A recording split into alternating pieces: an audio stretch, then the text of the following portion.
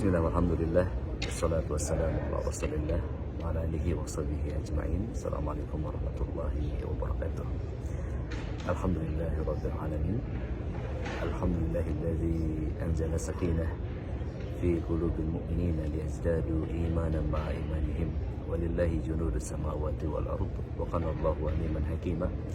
Allahumma salli wa sallim wa barik ala sayyidina Muhammad wa ala ali sayyidina Muhammad. Alhamdulillah, sesungguhnya segala puji hanya milik Allah Subhanahu wa taala. Nahmaduhu, kepadanya kita beribadah. Wa nasta'inuhu, kepadanya kita meminta pertolongan. Wa nastaghfiruh, dan kepadanya lah akhirnya kita memohon ampunan. Wa na'udzubillahi min syururi anfusina wa sayyiati a'malina. Ya, kepada Allah Subhanahu wa taala kita memohon perlindungan dari kejahatan nafsu kita, keburukan amal-amal kita. May yahdihillahu fala mudhillalah. Sesiapa yang Allah Subhanahu wa taala berikan kepada petunjuk, maka tidak ada seorang pun yang bisa menyesatkannya. May yudlilhu fala hadiyalah. Dan sesiapa yang Allah Subhanahu wa taala tidak berikan petunjuk atau Allah taala sesatkan, maka tidak seorang pun di muka bumi ini yang bisa memberikan kepadanya petunjuk. Ya. Alhamdulillah, hadirin hamba-hamba Allah yang dimuliakan, semoga Allah Subhanahu wa taala senantiasa berikan kepada kita taufik dan hidayahnya. Asyhadu an la ilaha illallah wa la syarika lah, wa asyhadu anna Muhammadan abduhu wa rasuluh. Saya bersaksi bahwasanya Allah Subhanahu wa taala adalah Rabb saya, satu-satunya ilah yang berhak disembah, wajib diibadahi, dan tidak ada ilah selainnya. Dan saya bersaksi bahwasanya Nabi Muhammad SAW adalah nabi saya, nabi Allah, utusannya yang terakhir, dan tidak ada nabi dan rasul setelahnya hingga akhir zaman. Hamba Allah yang muliakan, dalam kesempatan yang sangat berbahagia ini, setelah memuji dan bersyukur kepada Allah Subhanahu wa taala, saya ingin menyampaikan beberapa klarifikasi ya, terkait perjalanan Ruqyah Syar'iyah yang diemban, diamanahkan kepada Rehabati Foundation. Dalam hal ini saya berbicara sebagai pendiri ya, atau founder, ya, author, sebagai penulis, dan juga owner sebagai pemilik daripada Rehabati dan Yayasan Rehabati. Dalam perjalanan karir Rehabati, dari mulai rilis dalam bentuk buku, kemudian mendirikan yayasan di 2014, dan training-training yang masif, dan pendirian rumah-rumah rehab sampai hari ini alhamdulillah ada 200 rumah rehab. Target kami mendirikan 700 rumah rehab di tahun 2030, yakni setiap kabupaten satu rumah rehab, dan 7.000 rumah rehab di tahun 2050, yakni setiap kecamatan ada rumah rehab. Dan mudah-mudahan Allah Subhanahu wa taala memudahkan kepercayaan, ilmu, taufik dan hidayahnya sehingga bisa membentuk 70.000 kader praktis ruqyah yang militan di negeri ini. Saya Nuruddin Al-Indomisi dari Masjid Nabawi, Madinah Al-Munawwarah. Hari ini ingin menyampaikan klarifikasi ataupun tabayun ataupun disclaimer atau apalah namanya ya, terkait beberapa hal ya, yang pernah saya lakukan, pernah saya ajarkan, pernah saya pahami dan dilakukan. Yang pertama, saya memohon ampun kepada Allah Subhanahu wa taala. Tentunya dialah tadi yang berikan kita petunjuk, yang berikan kita bimbingan hidayah, dan juga tidak ada zat yang lain yang memberikan petunjuk dan bimbingan.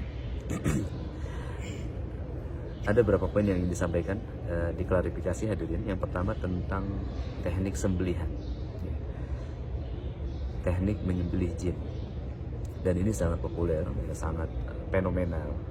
Mungkin sebagian orang luar negeri mengatakan it's incredible dan itu pernah saya lakukan cukup lama, mungkin lebih dari 5 tahun, dan sejak 2015-2016 ya, tahun-tahun itu setelah saya mengenal agama dengan baik, mengenal Al-Quran dan Sunnah, Tauhid ya, dan tentunya pengalaman di lapangan ya, saya mendapati bahwa teknik itu tidak sempurna ya, bahkan sangat rawan ya, di dalam keyakinan ya, bisa mendekati ya, hal-hal yang tentunya bertentangan dengan syariat Islam, dengan informasi-informasi yang diturunkan Allah Subhanahu wa taala dan Rasulnya. Dan dalam hal dunia gaib yang kita sangat tidak ketahui. Ya. Jadi yang pertama, teknik sembelihan ini adalah sebuah doa. Kita memohon kepada Allah Subhanahu wa taala agar menjadikan tangan kita ini sebagai pedang, sebagai senjata ya, untuk membunuh syaitan yang ada dalam tubuh manusia. Ya, praktiknya ya, ketika ada beberapa jin yang sangat bandel atau degil, kita letakkan tangan kita di leher ya. Lalu kemudian kita mengatakan, ya Allah, jadikanlah tangan saya di pedang untuk memutus leher setan ini. Dan kemudian ketika doa itu disampaikan ya, beberapa, ini tidak semua ya, beberapa doa terkabul, atau kami menganggapnya demikian masa itu ya. Doa terkabul, kemudian terdengar suara gorokan ya, suara seperti kambing yang disembelih, seperti sapi yang disembelih ya. Dan kemudian orang yang dirasuki setan itu terkulai lemah ya. Dalam mungkin 1-2 tahun pertama saya meyakini bahwa setan itu terbunuh ya, berdasarkan kesaksian mereka gitu. Namun pada tahun-tahun berikutnya kami menyaksikan bahwa orang-orang yang kita sembelih ini ya, dalam tanda kutip setan dalam dirinya ini tidak mati, jinnya tidak mati, tetap hidup dan tetap mengganggu begitu. Atau mungkin ada beberapa setan yang ada di dalam tubuhnya seperti itu. Dan kemudian perlahan kami masih melakukan ya, tahun-tahun ketiga atau keempat ini 1-2 kasus, bisa dihitung jari ya, 5-10 kasus. Dan kemudian kami masih mempertahankan teknik ini sampai pada suatu ketika ya Syekh Abdul Bara Al-Usamah bin Yasin Al-Ma'ani yang merupakan muridnya Syekh bin Bas ya, Syekh Al-Utsaimin, dan Syekh Nasiruddin Al-Albani yang merupakan ulama di Timur Tengah ya, ulama di Jazirah Arab ini, di Saudi Arabia ya, yang terverifikasi. Kemudian waktu itu saya, ada Ustadz Perdana Ahmad, Allah yarham, ada Ustadz Muhammad Ustadz Ahmad Junaidi LC ya, dan juga Ustadz Fadlan Abu Yasir yang merupakan guru-guru kami. Kami mendengar penjelasan dari Syekh Abdul Bara dan kami taat, samina wa ata'na. Kami mendengarkan dan kami taat. Kami menganggap bahwa itu adalah sebuah kekeliruan di masa lalu ya, dan kami pelan-pelan meninggalkan. Adapun dari saat itu sampai detik ini saya belum melakukan klarifikasi secara khusus ya, dan hadirin hamba Allah yang muliakan, pada hari ini ya, Syawal 1443 Hijriah ya, saya mendeklarasikan ya, saya mengumumkan atau saya memastikan, memberitahukan kepada terkhusus tim rehabilitasi, praktisi rehabilitasi, simpatisan atau alumni ya, bahwa teknik ini adalah kamuflase setan ya. Jadi setan pura-pura mati dan kemudian yang terjadi bukan setannya mati, tetapi setan bergeser dari tempat di mana dia tinggal sebelumnya. Jadi misalnya kalau setannya ada di dada ya, kemudian ketika kita sembelih ya, maka orang itu akan merasakan lega dadanya ya, yang padahal setan itu pindah ke area lain, misalkan di area kepala, di area pundak, dari tempat-tempat yang jelas setan ini tidak mati atau kita tidak bisa memastikan kematiannya. Dan ini adalah bukan satu-satunya teknik. Ini merupakan bagian daripada tajribah atau pengalaman di lapangan, yang tajribah itu berlaku kepada hal-hal yang sifatnya medis dan ilmiah. Sedangkan untuk masalah jiwa, masalah psikis, ini tidak bisa dilakukan tajribah karena terkait hal yang gaib. Tentunya dalam hal ini saya menyerah ya, kepada Al-Quran dan Sunnah, saya tunduk dan taat ya, dan tentunya kepada para ulama ya. Hal ini tidak pernah saya lakukan lagi ya, selama beberapa tahun terakhir, kecuali dalam keadaan-keadaan tertentu yang ini tujuannya bukan membunuh setan, tetapi sekali lagi sebuah doa ya, ataupun untuk mengakhiri kesurupan yang hebat. Jadi di situ bukan sebuah jurus terakhir, jurus pamungkas ataupun hal semisalnya ya, kelebihan pada tangan saya dan semisalnya, bukan. Jadi itu adalah sebuah aksidental terjadi di lapangan, sebagaimana teknik pukulan, sebagaimana teknik yang lainnya. Barakallahu fikum. Jadi mulai saat ini hadirin mudah-mudahan bisa memaklumi dan memaafkan. Teknik ini tidak perlu dilakukan lagi, dan teknik yang terbaik adalah tazkiyatun nufus bil Quran, penyucian jiwa seseorang itu dengan Al-Quran. Nah, yang kedua ada namanya teknik istilham ya. Teknik menghayalkan atau membayangkan ya. Jadi Misalkan seseorang sakit di dadanya, seperti ditusuk-tusuk sesuatu, lalu kemudian dia memejamkan matanya, ya Allah, wahai Zat yang maha halus, ya Latif, ya Khabir, ya Allah waliyul ladzina amanu yukhrijuhum minadh-dhulumati ila nur, tunjukkanlah apa yang ada di dalam dada hamba ini. Karena orang melihat di situ ada kalajengking yang sedang mencengkramnya, atau lipan, ataupun ada buhul. Lalu kemudian kita mohon kepada Allah, ya Rabb, berikanlah tangan ini kekuatan untuk mencabutnya. Ya, dari segi doa ini tidak masalah. Kita boleh memohon kepada Allah Subhanahu wa taala hal-hal yang kita ingin mohonkan.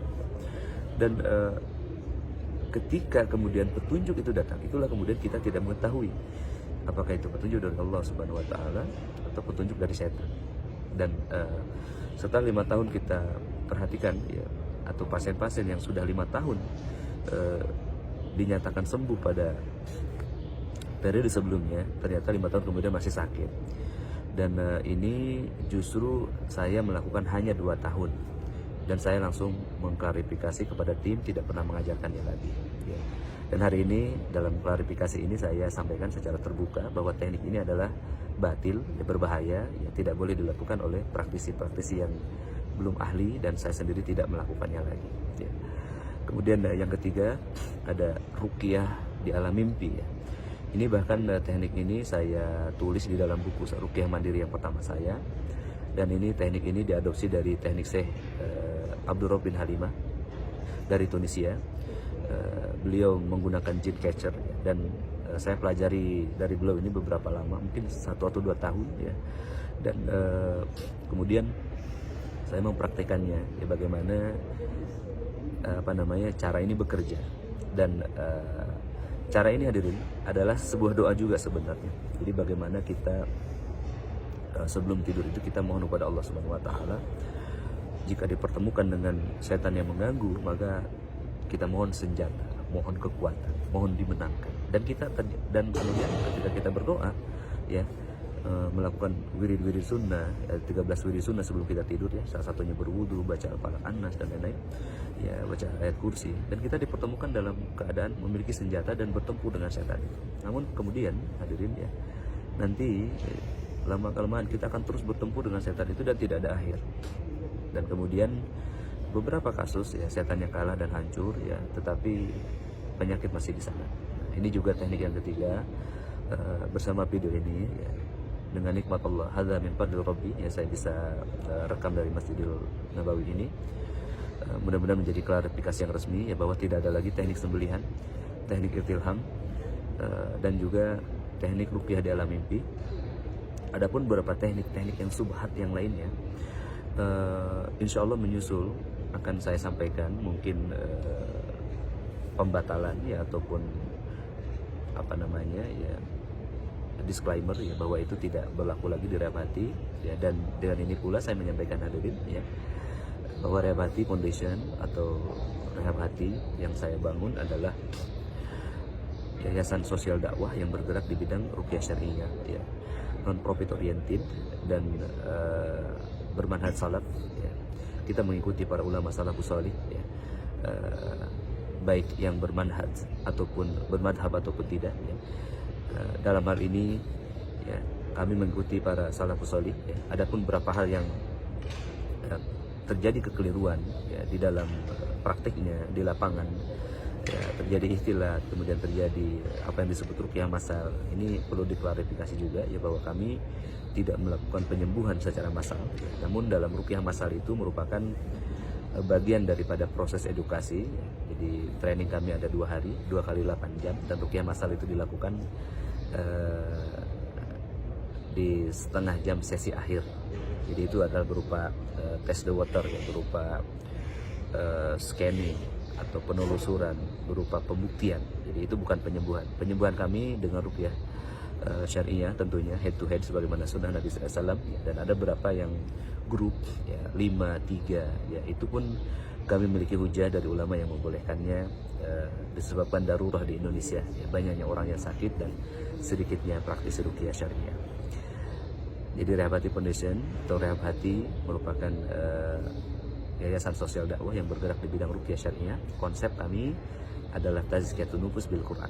penyucian jiwa dengan Al-Quran, ya, penyembuhan ruhani dan jasmani yang concern kepada penyakit jiwa atau penyakit psikis, ya, dengan model tazkiyatun nafs, ya, yaitu penyucian jiwa, ya, yang ada di dalam syariat Islam, ya, dari Nabi SAW, para sahabat, dan tentunya para ulama soleh yang mengikutinya. Jika ada kekeliruan, itu adalah tentu kekeliruan dari saya, ya, mohon dimaafkan. Semoga Allah Subhanahu wa taala mengampuni kita semuanya, dan semoga Allah taala wujudkan visi Remati 2050 untuk bangun Islamic Center dan Tower di Jakarta, dan juga 70 Islamic Center lainnya di Indonesia, di setiap provinsi, 700 kantor Remati, 7.000 rumah rehab, dan 70.000 kader yang militan, yang setia, yang mencintai Al-Quran dan Sunnah, dan setia pada visi. Barakallahu fi ahlikum wa malikum wa amalikum wa hayatikum. Saya berharap ini menjadi video klarifikasi dan permohonan maaf, ya, jika ada perselisihan, silang pendapat, ya, dan kekeliruan. Semoga Allah Subhanahu wa taala mengampuni kita semuanya. Assalamualaikum warahmatullahi wabarakatuh.